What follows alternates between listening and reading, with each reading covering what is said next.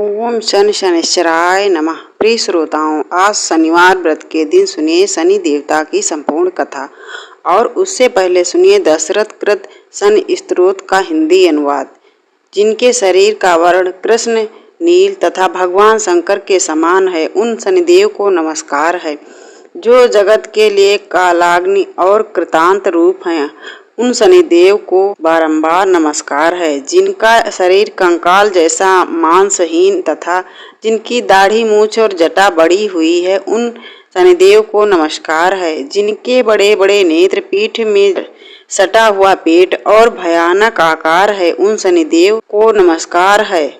जिनके शरीर का ढांचा फैला हुआ है, जिनके रोए बहुत मोटे हैं, जो लंबे चौड़े किंतु सूखे शरीर वाले हैं और जिनकी दाढ़े काल रूप हैं, उन शनिदेव को बारंबार प्रणाम है।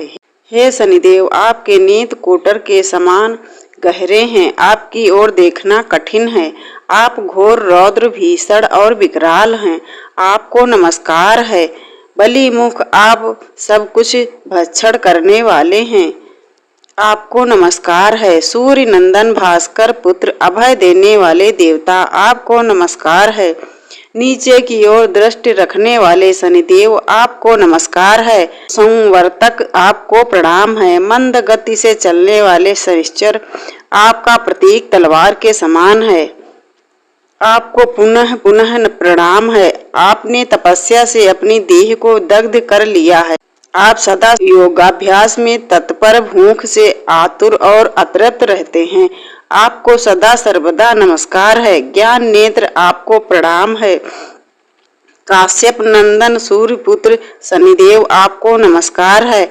आप संतुष्ट होने पर राज्य दे देते हैं और रुद्र होने पर उसे तत्काल हर लेते हैं।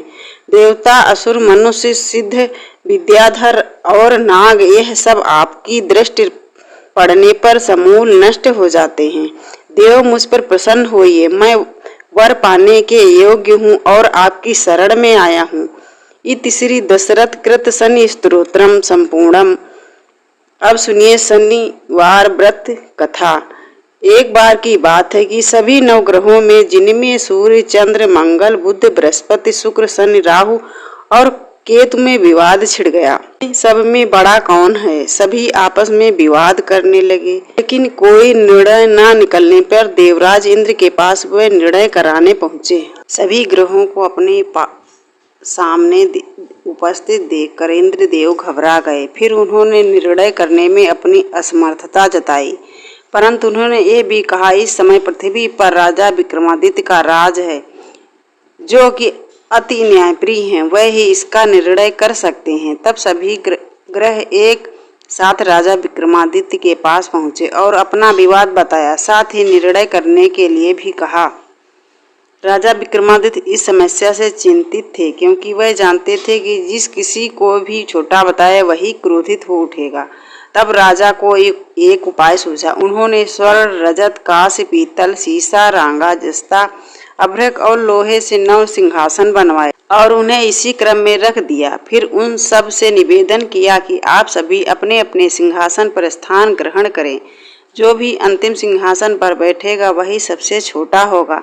इसके अनुसार लोह सिंहासन सबसे बाद में होने के कारण शनिदेव सबसे बाद में बैठे तो वही सबसे छोटे कहलाए। अब शनिदेव को लगा कि राजा ने ऐसा जानबूझकर किया है, तो वह क्रोध में आकर राजा विक्रमादित्य से बोले, राजा, तू मुझे नहीं जानता। सूर्य एक राशि में 1 महीना, चंद्रमा 2.25 दिन, मंगल 1.5 महीना, बृहस्पति 13 महीने, बुध और शुक्र 1-1 महीने विचरण करते हैं, लेकिन मैं 2.5 से 7 साल तक रहता हूँ। बड़े बड़ों का मैंने विनाश किया है। श्री राम जी की 7.5 आई तो उन्हें वनवास हो गया। रावण की आई तो उसकी लंका को वानरों की सेना से हारना पड़ा। अब तुम सावधान होकर रहना। ऐसा कहकर कोपित हुए शनिदेव जी वहां से चले गए और तब अन्य ग्रह भी खुशी खुशी चले गए। कुछ समय बाद राजा की 7.5 आई। तब शनिदेव घोड़ों के सौदागर बनकर वहां आए। उनके पास कई सारे बढ़िया घोड़े थे।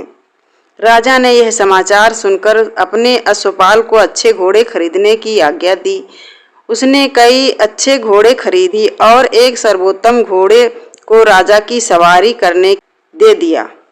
अब जैसे ही राजा उस घोड़े पर सवार हुए, वह घोड़ा सरपट वन की ओर भागा और घने जंगल में पहुंचकर वह अंतर्ध्यान हो गया।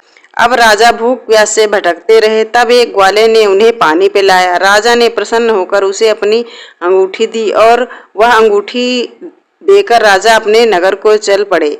वहां उन्होंने अपना नाम उज्जैन निवासी बीका बताया और वहां उन्होंने एक सेठ की दुकान में रुककर जलपान किया। कुछ देर रुककर आराम भी किया। भाग्यवश उस सेठ की उस दिन खूब बिक्री हुई। अब सेठ रूप बदलते हुए राजा विक्रमादित्य को अपने साथ अपने घर ले गया।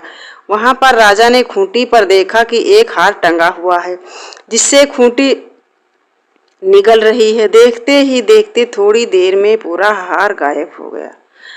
तब सेठ ने वापस आने पर देखा कि हार तो गायब है। सेठ ने समझा कि बीका ने ही उसे चुराया है। फिर तो सेठ ने कोतवाल के पास उन्हें पकड़वा दिया। अब उस नगर के राजा ने भी राजा विक्रमादित्य को चोर समझकर उसके हाथ पैर कटवा दिए और नगर के बाहर फेंकवा दिया। वहां से एक तेली निकल रहा था, जिसे दया आई और उसने बीका को अपनी गाड़ी में बिठाया। वह अपनी जीभ से बैलों को हाँकने लगा। उस समय तक राजा की शनिदशा समाप्त हो गई। वर्षा ऋतु आने पर राजा मल्हार गाने लगे। राजा जिस नगर में थे, वहां की राजकुमारी मनभावनी को उनका गाना इतना पसंद आया कि उसने मन ही मन प्रण कर लिया कि वह उस राग गाने वाले से ही विवाह करेंगी। राजकुमारी ने दासी को राग गाने वाले को ढूंढने भेजा।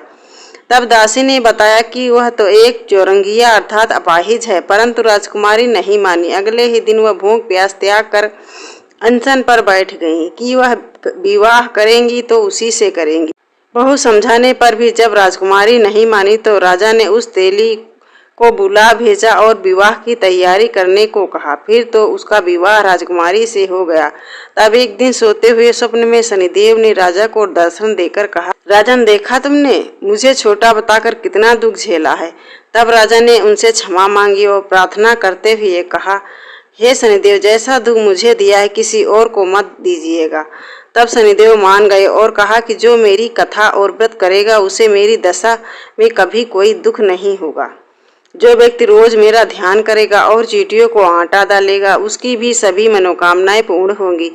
और ऐसा कहकर शनिदेव ने राजा को हाथ पैर वापस कर दिए। इधर प्रातःकाल आंख खुलने पर राजकुमारी ने देखा तो वह बड़ी आश्चर्यचकित हुई। तब बीका अर्थात राजा विक्रमादित्य ने राजकुमारी को बताया कि वह उज्जैन के राजा विक्रमादित्य हैं। जानकर सभी अत्यंत प्रसन्न हुए। सेठ ने जब सुना तो वह राजा के पैरों पर गिरकर क्षमा मांगने लगा। राजा ने कहा कि यह तो शनिदेव का क्रोध था, इसमें किसी का कोई दोष नहीं। सेठ ने फिर भी निवेदन किया कि राजन, मुझे शांति तभी मिलेगी जब आप मेरे घर चलकर भोजन करेंगे। तब सेठ ने अपने घर तरह तरह के व्यंजनों से राजा का सत्कार किया। सभी ने देखा कि जो खूंटी हार निगल गई थी वही अब उसे उगल रही थी। सेठ ने अनेक मोहरे देकर राजा का धन्यवाद किया। इसके बाद राजा रानी को लेकर अपने राज्य वापस लौट आए, जहां पर उनका खूब धूमधाम से स्वागत किया गया। राजा विक्रमादित्य ने कहा कि उन्होंने शनिदेव को छोटा बताया था, लेकिन वह तो सर्वश्रेष्ठ हैं। तब से राजा विक्रमादित्य के राज में शनिदेव की पूजा और कथा रोज होने लगी। शनिदेव की यह दिव्य और प्रेरणादायक कथा अब पूर्ण होती है। जिन्होंने भी श्रद्धा से इस कथा को सुना, उन्होंने न केवल शनिदेव की कृपा प्राप्त की, बल्कि अपने पापों का भी क्षय किया। कथा श्रवण का यही संदेश है, जो जैसा कर्म करेगा वैसा फल पाएगा। पर शनिदेव यदि कृपा कर दें तो दुर्भाग्य भी सौभाग्य बन जाएगा। आइए अब हम सब मिलकर शनिदेव से विनम्र प्रार्थना करें। हे कर्मों के न्यायाधीश शनिदेव, हमारे अच्छे बुरे सभी कर्मों को क्षमा कर हमें सही राह दिखाइए। हमारे जीवन से संकट, दरिद्रता, रोग और शत्रुता को दूर कर धैर्य, विवेक, संयम और सफलता प्रदान कीजिए। सभी प्रेम से बोलिए, शनिदेव महाराज की जय।